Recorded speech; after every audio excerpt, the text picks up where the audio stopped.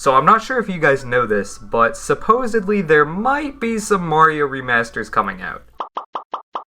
But in all seriousness, these Mario remaster rumors have me, PJ, and a ton of you guys hype. I mean, like, it's just crazy to think that we could be getting remasters for all of our favorite 3D Mario games. However, in all those videos you just saw thumbnails of, we talked about, you know, what we wanted to see in the remasters and all that, but there was one comment that was kind of repeated throughout those videos, and it was generally something along the lines of, oh, we've already played these games, why don't we just get sequels?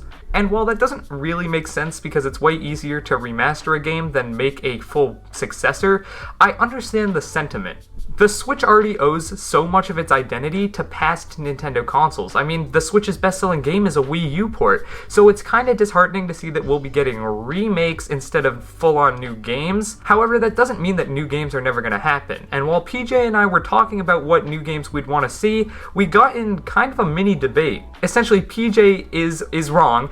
He thinks that Super Mario Sunshine 2 will come out before Super Mario Galaxy 3, and I am obviously correct in this situation. I think Galaxy 3 is far more likely to come out than Sunshine 2. So instead of just arguing about it in a private Discord call, we figured we'd, you know, kind of formulate some points, come back, and record a debate-style video for you guys. We never really do this, but I don't know, we thought it would be fun, so here it is. And before I get into my first point about Sunshine 2, I just want to be clear with you guys that we both would like to see Sunshine 2 and Galaxy 3, but just our respective games which we're defending here, we just think have a higher chance, so let's just get into it. First up, we have the idea of Isle Delfino in Super Mario Odyssey. Now, in Super Mario Odyssey, before it was released, Nintendo actually released a map of the game, and the map showed that Isle Delfino was in the bottom left of the map, leading fans to think that we would get an Isle Delfino sort of world or maybe DLC, but obviously this did not end up happening, and in the full release of the game, the location of Isle Delfino was just filled with blue, but it's still kind of visible. And the question about why they removed this, maybe they were just referencing Sunshine 2, or maybe they decided to leave it for Odyssey 2. Now, we didn't get any DLC for Odyssey, at least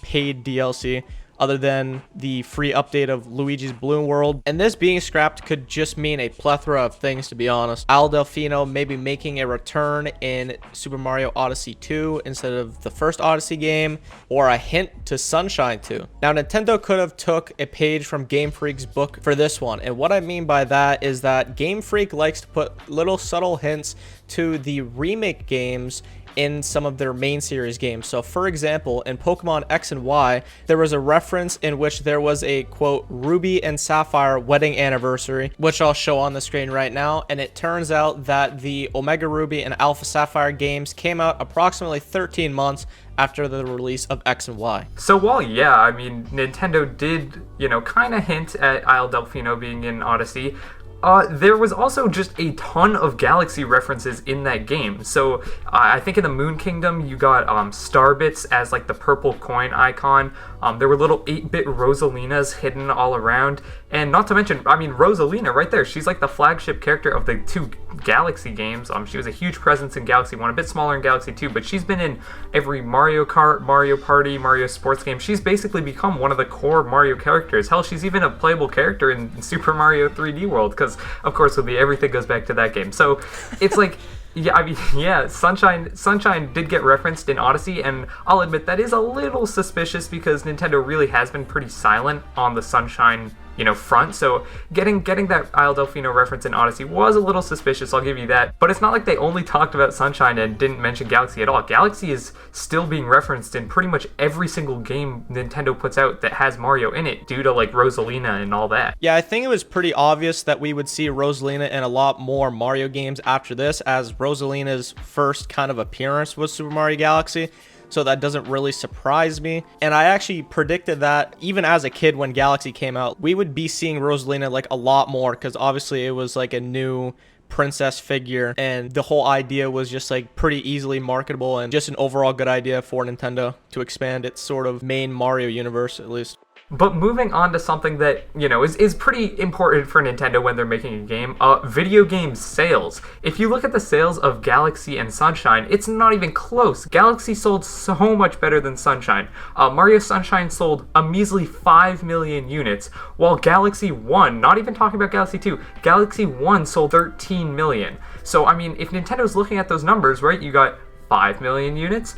13 million units. Which one do you think they're going to make a sequel to? I mean, even Galaxy 2, which didn't sell as well as Galaxy 1 because, you know, sequels rarely sell as good as the original, it still sold insanely well. So it's like I feel like Nintendo would definitely go with another Galaxy game because it's proven to sell well, whereas the one Sunshine game only sold 5 million units. Well, contrary to what you just said, Thomas, there's actually a case you can make that honestly Sunshine was more successful than Galaxy. Like, if you look at the attachment rate, although the Wii sold a ton more than the GameCube, 12% of Wii owners bought Super Mario Galaxy, as 22% of the GameCube owners actually bought Sunshine. Well, as of right now, it's pretty difficult to talk about a potential sequel to Sunshine or a potential threequel to Galaxy without mentioning these remasters that, you know, kind of inspired this entire video. Provided that we actually do, you know, get these remasters, Sunshine is going to get way more, you know, intense remaster than the Galaxy games. If you look at Sunshine, that game has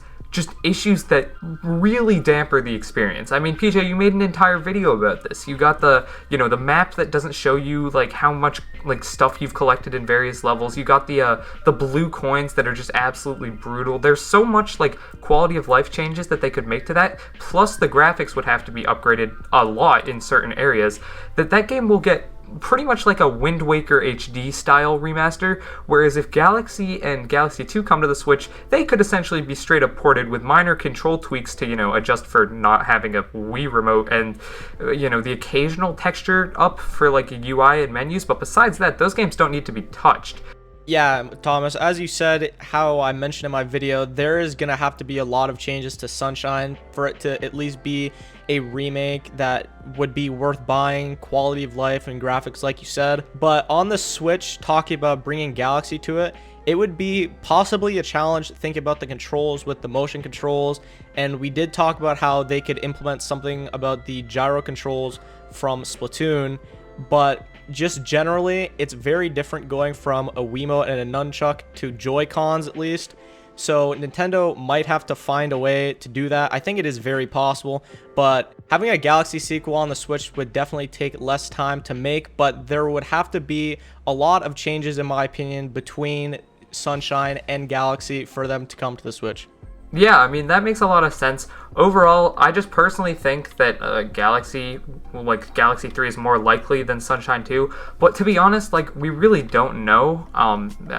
We can make, you know, our guesses as much as we want. But yeah, I mean, we really won't know until it eventually gets announced. So I guess let's just cross our fingers that the game that we want to get announced gets announced. And either way, I mean, it's not like we're going to be upset because it's a new 3D Mario game, so it's not upsetting at all. But I mean, thank you guys so much for watching. If you enjoyed this video, then we do have a ton of other ones about the 3D Mario remasters. This one was more about sequels, but you know, if you want to talk about remasters and playing these games you've already played on Switch, then those will be linked at the end of this video. Thank you guys all so much for watching. Make sure to follow us on Twitter and like the video if you did enjoy. Comment down below your thoughts, and I'll catch you guys in the next one. I'm Thomas from the Switch Stop, and PJ signing off.